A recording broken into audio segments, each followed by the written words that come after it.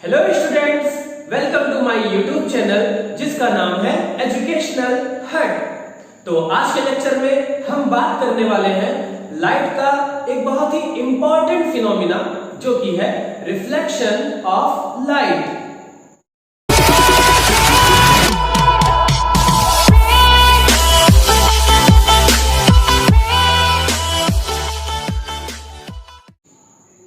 तो आइए समझते हैं व्हाट इज रिफ्लेक्शन। स्टार्ट करते हैं रिफ्लेक्शन की डिफिनीशन से। क्या कहती है रिफ्लेक्शन की डिफिनीशन?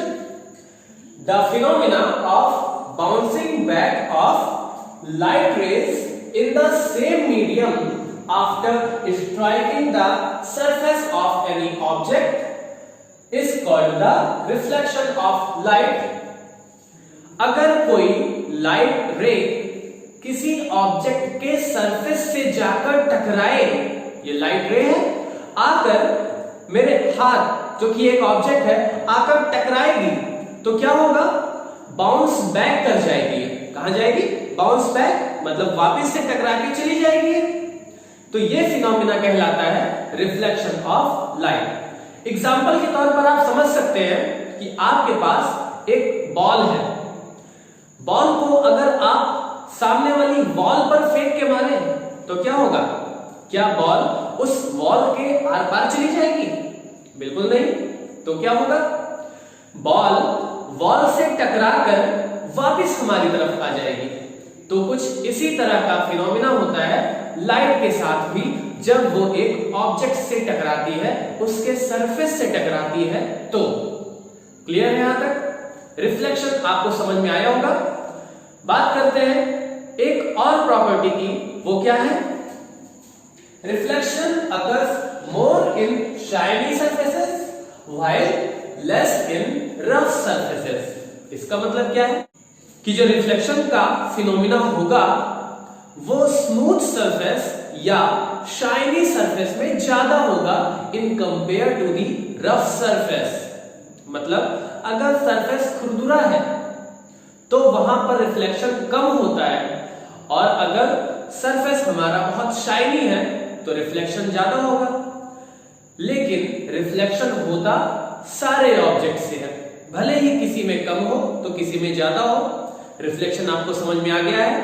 एक बार रे डायग्राम के थ्रू समझते हैं रिफ्लेक्शन क्या है। यहां पर रे डायग्राम बना हुआ है।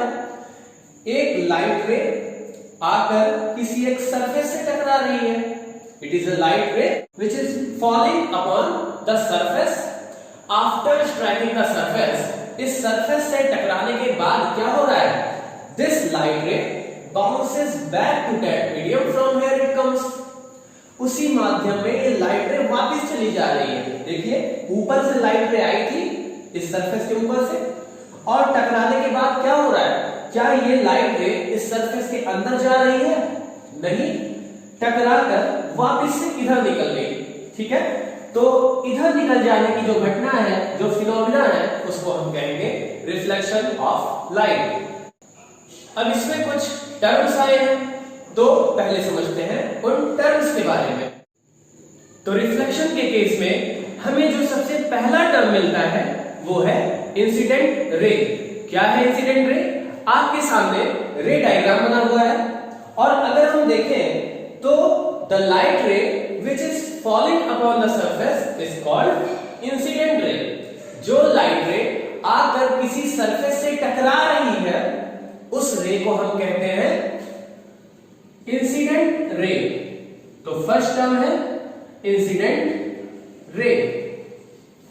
ठीक है, अब अगर ये इंसिडेंट रे आ रही है, सरफेस से टकरा रही है, तो ये जो पॉइंट है सरफेस के जिस पॉइंट पर ये आकर टकराती है, जिस पॉइंट पर आके फॉल हो रही है, इस पॉइंट को हम कहते हैं क्या? Point of incidence. तो सेकंड टर्म आपने पढ़ा पॉइंट ऑफ इंसिडेंस। ठीक है, दो टर्म हो गए। इसके आगे बात करें तो इसमें क्या हो रहा है? इंसिडेंट रे आकर पॉइंट ऑफ इंसिडेंस पर टकराकर क्या हो रही है? बाउंस बैक कर रही है। तो ये रे जो है एक वापस से जा रही है, तो जो बाउंस बैक वाली रे है वो क्या कहलाएगी? Reflected ray. क्यों रिफ्लेक्टेड रे कहलाई? क्योंकि यहां पर आके एक फिनोमिना हुआ, वो है रिफ्लेक्शन। तो रिफ्लेक्शन के बाद वापस लौटने वाली रे कहलाती है रिफ्लेक्टेड रे। द रे which goes back after reflection is called reflected ray। तो तीसरा टर्म हो गया रिफ्लेक्टेड रे। अब इसमें और क्या पढ़ना है? सबसे इंपॉर्टेंट चीज वो है नॉर्मल।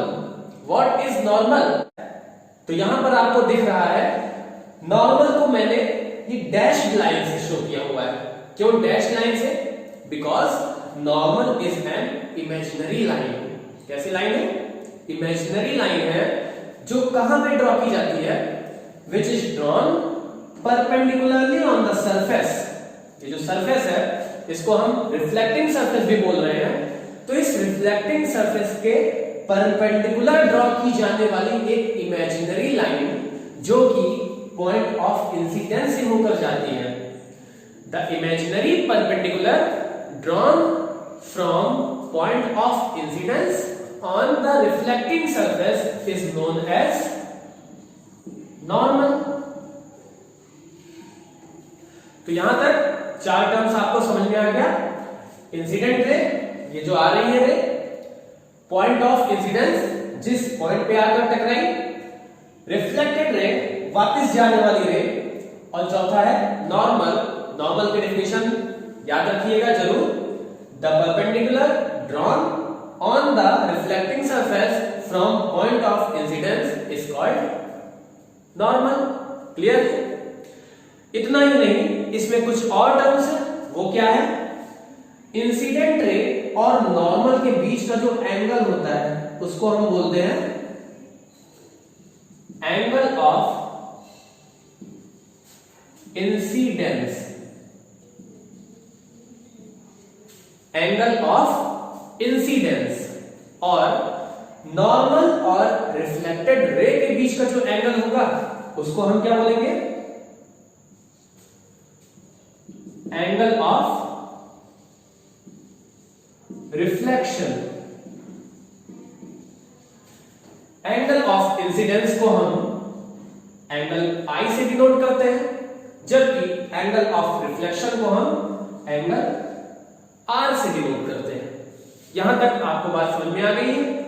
बात करते हैं अब लॉज ऑफ रिफ्लेक्शन की, जो कि बहुत ज्यादा इंपॉर्टेंट है, बोर्ड एग्जाम में अक्सर आ जाता है। तो देखते हैं what are laws of reflection. तो रिफ्लेक्शन के दो लॉ हैं। कौन कौन से लॉ? पहला लॉ है incident ray, reflected ray and normal at the point of incidence all lie in a same plane। ठीक है, पहला लॉ क्या लिखा आपने? Incident ray, reflected ray and normal at the point of incidence all lie in a same plane. Second law क्या है? Second law कहता है कि angle of incidence, angle I, is always equal to the angle of reflection. ये है second law. तो पहला नियम क्या था? ये जो रे दिख रही है इंसिडेंट रे, और ये रिफ्लेक्टेड रे, और तीसरी नॉर्मल, ये तीनों लाइन जो है वो सेम प्लेन में होगा, एक ही प्लेन में होगा। और दूसरा लॉ, ये angle of incidence is always equal to the angle of reflection. तो ये हुए रिफ्लेक्शन के दो लॉज। अब हम बात कर लेते हैं रिफ्लेक्शन के टाइप्स के बारे में। तो हमें पढ़ना है दो टाइप्स के रिफ्लेक्शन, जो कि है पहला रेगुलर रिफ्लेक्शन और दूसरा है इर्रेगुलर रिफ्लेक्शन। कौन कौन से? Regular reflection and the second is irregular reflection. So what are the difference between regular reflection and irregular reflection? आइए देखते हैं। अगर हम बात करें रेगुलर रिफ्लेक्शन की, तो रेगुलर रिफ्लेक्शन तब होता है जब सरफेस हमारा बिल्कुल प्लेन होता है। कैसे? देखते हैं। एक प्लेन सरफेस मैंने ले लिया है और अगर इस प्लेन सरफेस पर कोई एक लाइट बीम आके इंसिडेंट हो रही है। Beam means group of light rays, मतलब कि इसमें कई रेज होने वाले हैं आपस में।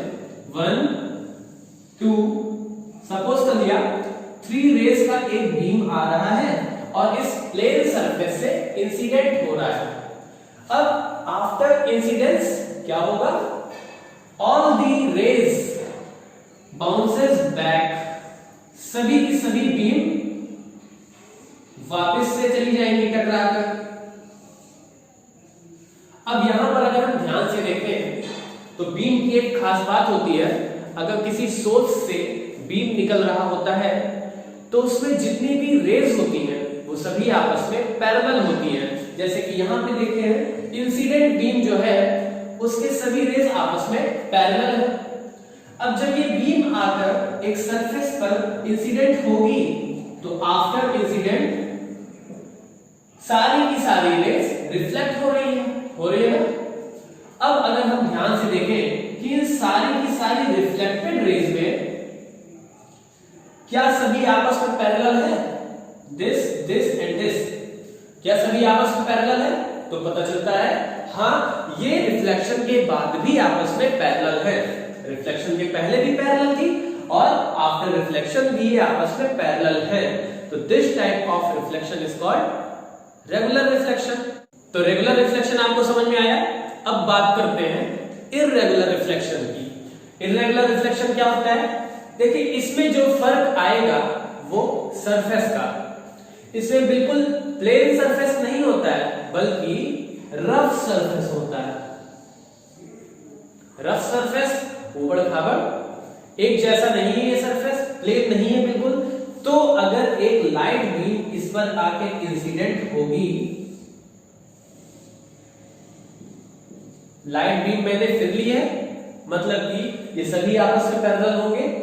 आके अगर इस सरफेस पर इंसिडेंट हो रहे हैं तो क्या हो रहा है? देखिए जरा, जो लाइट बीम यहां पर आके इंसिडेंट होगी कुछ ऐसे गई, जो लाइट बीम यहां पर आके इंसिडेंट होगी, देखिए यहां पे सरफेस कैसा है तो टकराने के बाद कुछ ऐसे जाएगी, और यहां पे जो बीम आगे टकराएगी वो कुछ ऐसे जाएगी। तो जरा उस बीम पर नजर डालिए जो इस पर इंसिडेंट हो रही थी, उसमें जो सारी रेज है वो आपस में पैरेलल थी, but after reflection all the rays are not parallel. Reflection के बाद में सारी रेज आपस में पैरेलल नहीं रह गई। तो इस टाइप का जो रिफ्लेक्शन होता है उसको हम कहते हैं इर्रेगुलर रिफ्लेक्शन। तो ये था रिफ्लेक्शन ऑफ लाइट।